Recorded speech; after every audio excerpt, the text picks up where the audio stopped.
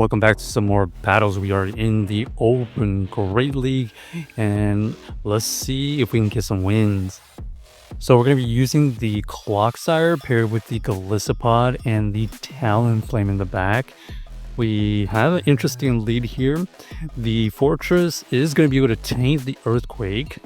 Now, we are also going to be able to tank the Earthquake, but just not as good as the Fortress. So we have to go for another Earthquake. They decide to just let it go. They actually survived it, and we are able to farm down.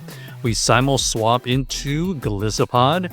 So this is gonna be in a matter of who wants to shield, who wants to let it go. They elect to shield and then switch out into their Stunfisk.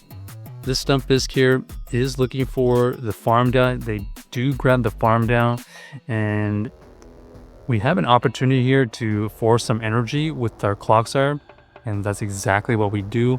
So we get them relatively energy dry. We know we can tank one discharge, and you can see right there, they don't allow us to farm down, so they swap into their Golisopod, but we have two shields remaining. We shield the first one, we fire out the fly, they have to shield, and we have back-to-back, so this will KO the Golisopod, and we are going to be able to farm down the Stunfisk with the Incinerate. So GG's to our opponent. A little bit fortunate that they decided to keep their Golisopod by shielding first, but we basically have the same team. Okay,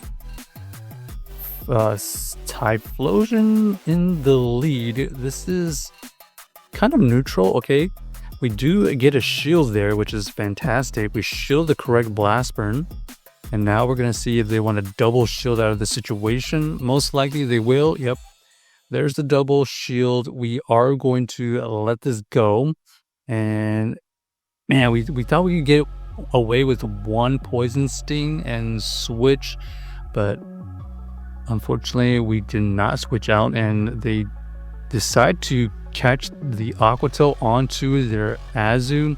This Azu here was always going to be a decent answer to our backline. You can see right there, we invest the shield so that we can get to multiple moves. One fly is not enough, and we did not want to debuff ourselves, so we go for the double fly KO. They reveal their backline. This is the Meryl. Meryl is going to be able to reach a move, and we're so low, it doesn't really matter what move they throw. It is going to be able to get us extremely low. We get the farm down, and unfortunately this Typhlosion is still there. So GG's to our opponent. In hindsight, we probably needed to save that Clodsire for a potential catch in the back, but even then, Azu in the back was problematic. We see the Blastoise save swap, and we actually don't have a great answer to this thing. However, we do fight back with our own X Scissor. Our opponent here goes for the Hydro Cannon bait, and we are going to be able to potentially one shield farm down. Okay, so that's not bad considering all things. Clodsire comes back in looking for the farm down, but before the not Clodsire, the Nidoqueen comes back in. And does this Nidoqueen have Stone Edge or Earth Power? We're just going to let the first one go. It does indeed have Earth Power.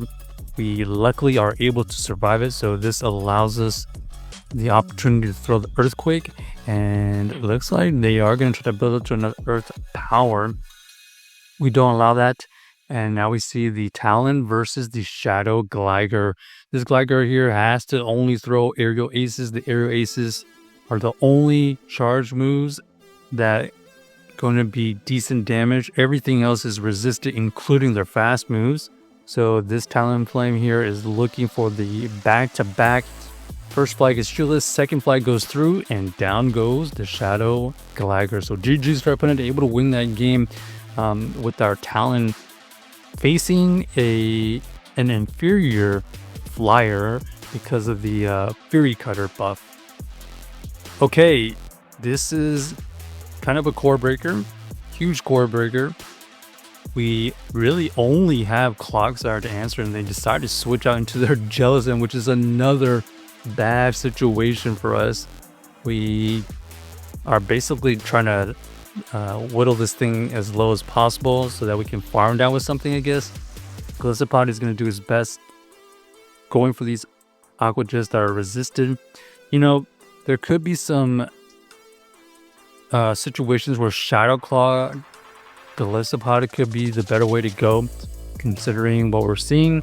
And this Dragalge is just about to just go crazy on us. Outrage is used. We do survive it. Let's see if they let this go. They do not let it go, and they must have something in the back that is gonna be pretty weak to this thing. But as you can see here, our own Talon is not looking forward to this Dragalge because it does know the Aqua Tail.